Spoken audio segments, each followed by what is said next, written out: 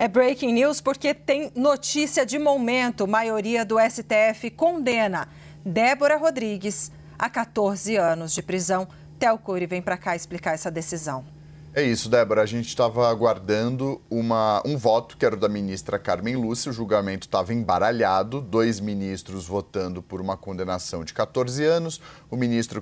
Esses ministros são Alexandre de Moraes e Flávio Dino. O ministro Cristiano Zanin, que preside a primeira turma, votando por uma condenação de 11 anos. E o ministro Luiz Fux votando por uma condenação de 1 ano e 6 meses por um crime e não pelos 5 crimes apontados pela PGR. Faltava o voto da ministra Carmen Lúcia, que acompanhou os ministros Alexandre de Moraes e Flávio Dino.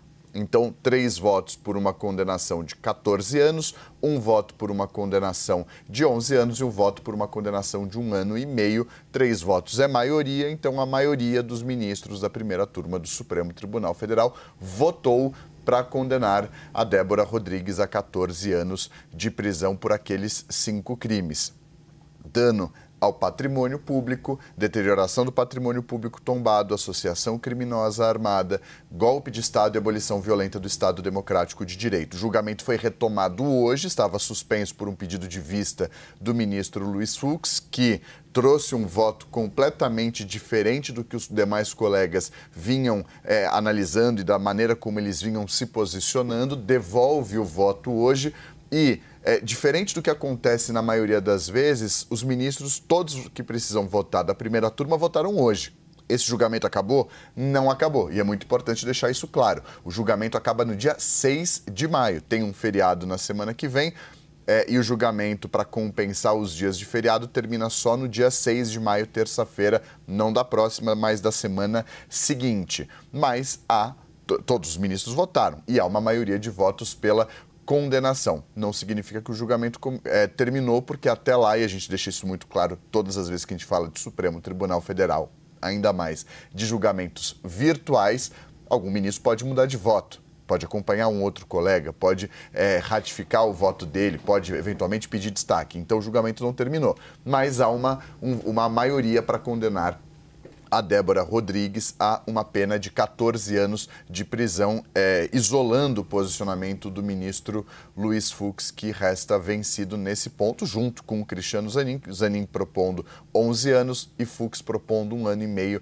de prisão, porque não considera os outros 4 crimes, somente deterioração do patrimônio público, que foi o que ele disse que o único ponto em que há comprovação de crime, que os outros 4 crimes a PGR não consegue comprovar com a denúncia dela. Só o crime que a própria Débora admitiu ter cometido, que foi o de deterioração do patrimônio ao escrever com batom "Perdeu Mané na estátua à Justiça". Então, 5 votos proferidos, 3 votos, maioria, para condená-la a 14 anos de prisão. Ela que está em regime domiciliar, importante deixar isso claro, uma decisão do ministro Alexandre de Moraes, ela está na casa dela.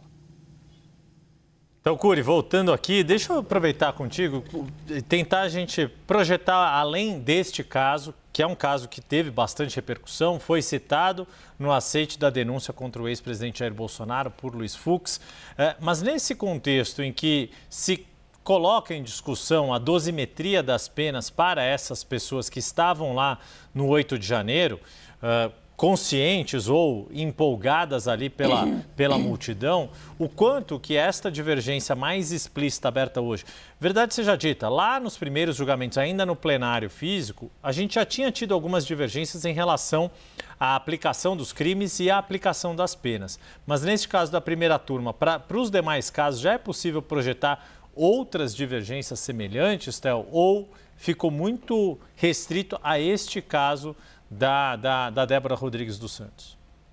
Olha, não parece ser o caso de haver um efeito dominó, um efeito cascata. Primeiro ponto. Esse é um caso muito específico. É um caso muito específico pelos elementos probatórios, mas também pela repercussão que esse caso teve e que se chegou a uma discussão que contaminou de maneira muito ampla e que chegou ao Supremo Tribunal Federal em um momento em que o Supremo discutia justamente o caso da Débora. Isso pode valer para outros casos, o apelo pode depender principalmente do quadro, das especificidades.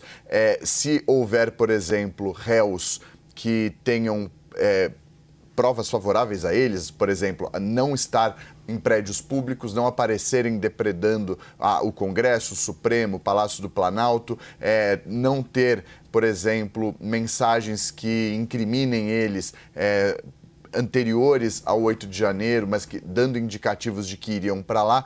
Então, é muito específico, são casos muito pontuais que os advogados, obviamente, podem nutrir uma certa esperança, mas, ao mesmo tempo que podem nutrir esperança pelo posicionamento, por exemplo, do ministro Luiz Fux, não tem uma capacidade de articulação a ponto de convencer os demais colegas. Por exemplo, Luiz Fux vota para que seja condenada, assim como os outros colegas, mas propõe uma pena diferente porque só vê um dos 5 crimes que a PGR apontou. Só vê o crime de deterioração porque diz que há provas sobre isso. Agora, ao mesmo tempo em que isso é favorável à defesa da Débora, para aí, está restrito aí, porque os outros ministros não concordaram. Então, para que houvesse uma decisão favorável a ela, outros 2 ministros precisavam concordar com o Luiz Fux. Não é o caso, e não tem sido o caso. Luiz Fux, ele ficou derrotado nesse caso específico em 3 pontos.